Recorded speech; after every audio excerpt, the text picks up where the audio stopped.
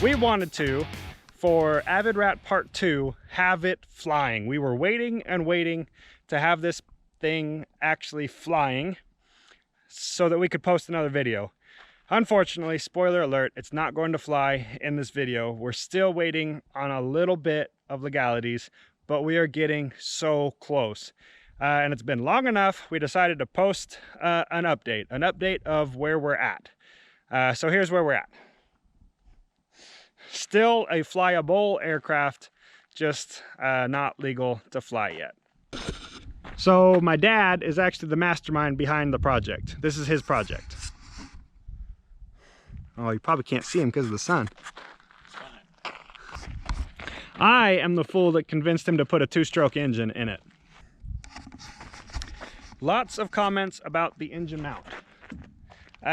We did not do it for looks, despite what some people may think. Not to go back and say everything that we said in the first video, but the tail, all the control surfaces were enlarged. That doesn't look like an Avid Mark IV tail. It's bigger all the way around. So that added weight, and then not only that, it was stretched 18 inches. So that added weight, which wasn't a lot, but when you add weight on the tail, it exponentially takes it out of weight and balance too far aft. And then stretching at 18 inches made that little bit of weight that's added to the tail 18 inches farther aft. So this thing was way out of weight and balance. To just slap a Rotax 582 on the front with the normal Avid aircraft mount that goes with it, it's totally wrong. So this engine, this Rotax 670 that we have on here, it is not that much heavier than a 582. And if we had mounted it right on the firewall, like a normal, with the normal Avid mount, in fact, the normal 582 mount would have worked for the 670. It mounts the same way, but it would not have worked because that put the weight and balance so far aft. So instead of slapping a way heavier engine on it, we moved the engine way farther forward. And the weight and balance is actually really good on it, exactly where we want it, within the CG, but just a little bit forward, so that even when it's loaded with pilot and fuel, the CG is just forward, so it'll have really good stall characteristics, we hope. Now the mount, some people commenting that the arm, the moment arm on the end there, is going to be too much for the mount and for the firewall to handle. I mean, we haven't actually taken it up and proved it, but the math says it'll work. This mount is custom made from 4130, designed around exactly what we're doing here. It actually is engineered around 150 horsepower. This mount should be able to handle the torque loads of a 150 horsepower engine that weighs 200 pounds at the same G's that this can handle, plus and minus, that the plane can handle plus and minus. So it should way handle this 670 that weighs 100 pounds less and is 45 horsepower less. Should. In order to make that work, it's all made out of 4130, so it's very strong, very light. And then we added the addition of a mount down at the bottom as well. The normal Avid aircraft, their engine mounts are all up on the top of the firewall. There's 4 bolts across the middle and 2 bolts across the top.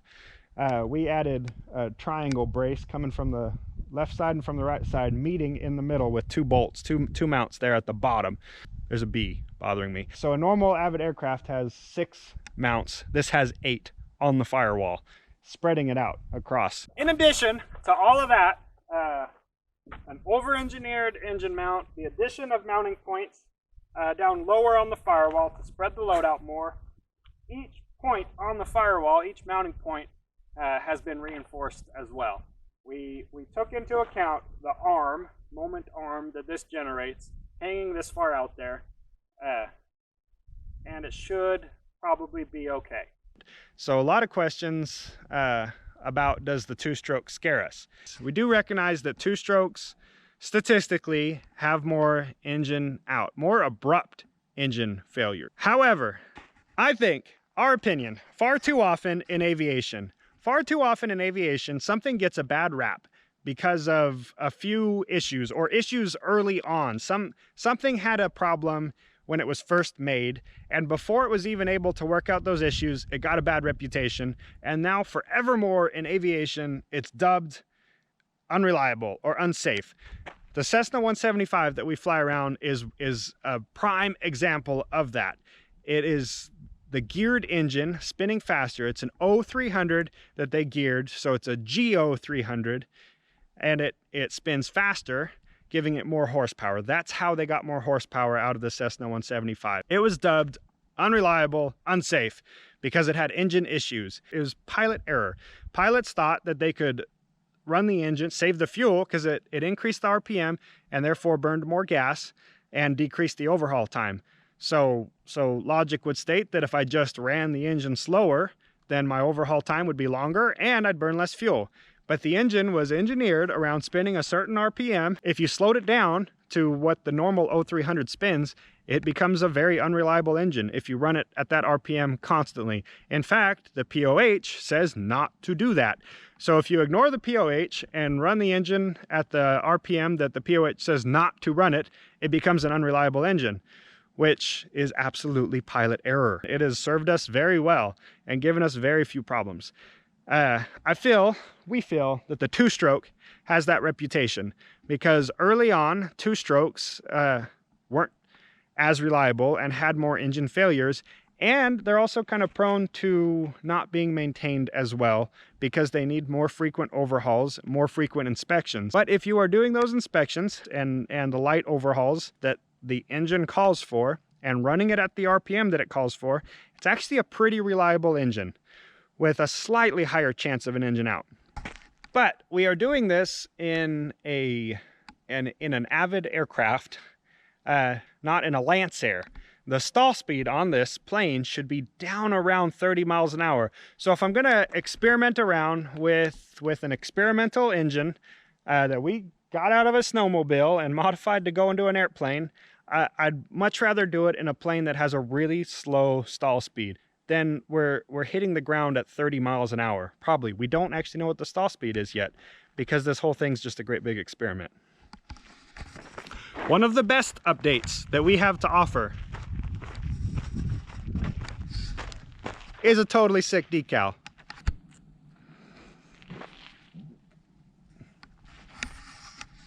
Everything that we've done, we are ever learning. We've made plenty of mistakes along the way. We've learned plenty along the way. We've already had to change some things. We've done several hours of just running this thing on the ground and making sure things are going to run right, making sure we can get constant reliable horsepower out of it. At times we haven't, but we've fixed those issues. Something that we figured out, this reservoir, this stainless steel reservoir right here, is the reservoir for the radiator. It's the coolant. We originally mounted it up on the other side on the radiator because it just fits so perfectly. That didn't work out. In running it at certain RPMs, we get a lot of vibration. It's pretty normal for a two-stroke. It actually broke the mount. It was just too much weight hanging on the radiator, too far off of the engine. With the vibrations, it amplifies it the farther away you are from the engine. With that thing being full of water, it couldn't handle it. So we've changed it. We mounted it back on the actual engine mount, so it has no vibration, or a lot less anyway. So that's one thing that we've learned as we've gone, and something that's already been fixed. There's going to be a lot. We recognize that there's going to be a lot of things that we have to figure out as we go. That's the joy of experimental. That's something that we really love doing, is figuring things out, figuring out a way to make things work, figuring out how to make things better and more reliable, and kind of like taking routes that other people don't take, and finding out for ourselves why it was a dumb idea. It's really hard to get him to talk.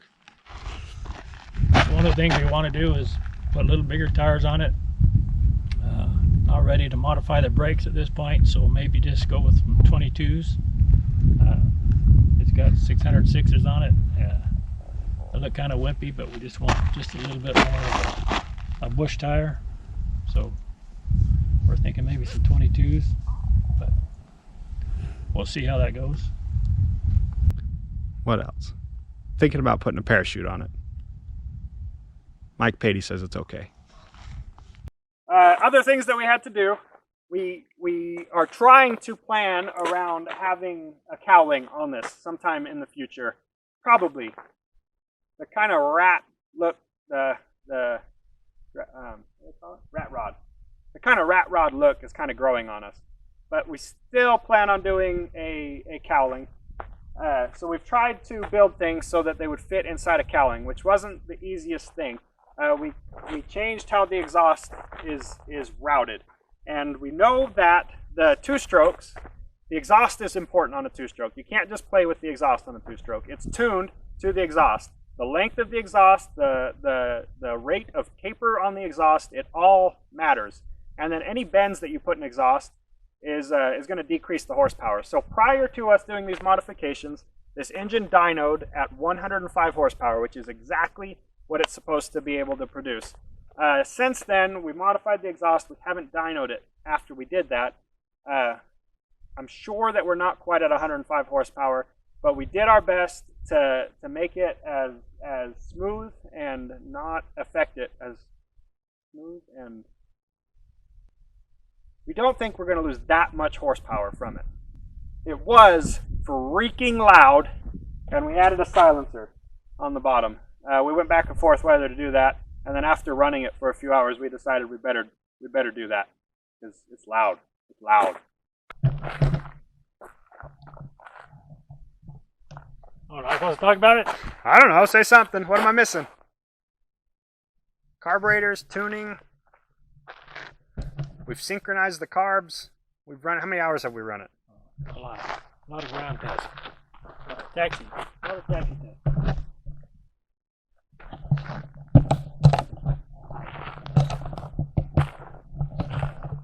See him running? See him running away from the camera? More of these are being converted into aircraft use. We are not the first ones to do this. I don't know who the first one was, but I know Rotax Rick really advocates for these engines going into airplanes, and he converts them for aircraft use. This isn't a Rotax Rick engine. We did this ourselves. But we did call him several times and ask his advice on several things and what he did and how he overcame certain problems. And he has been very helpful in this on the occasions that we called him and asked for some advice. This is an engine. We have a lot of experience fixing engines and breaking engines and fixing them again.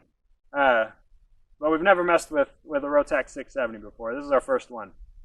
So it's been a big learning process. And we'll continue learning. That's what we love about experimental aircraft.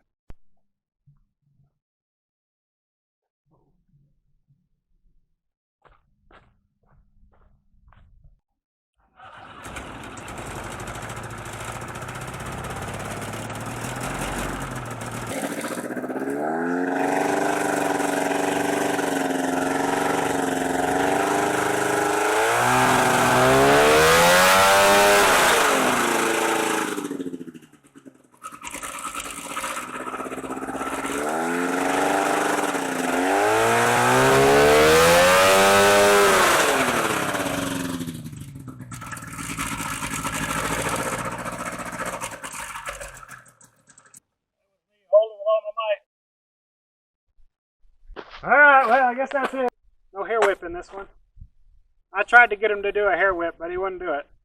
Brakes can't even hold the static thrust, but that doesn't mean much. We almost doubled the static thrust with the engine and propeller swap that we did. But I'm not going to tell you what it is because it's still not that much. The gas can was flying. Was there any gas in it still? It's just tight. So that's it. That's Avid Rat Part 2. Hopefully Avid Rat Part 3 will be this thing flying. We really are trying hard. Coming up on March 12th and 13th is the Propwash Ranch, our second ever Propwash Ranch fly-in. Anybody's welcome to come on the 12th and camp, and then the 13th we'll have a breakfast, You can also just fly in the 13th if you want. That's it. Thanks for watching Propwash Ranch. Hope you all have a good day.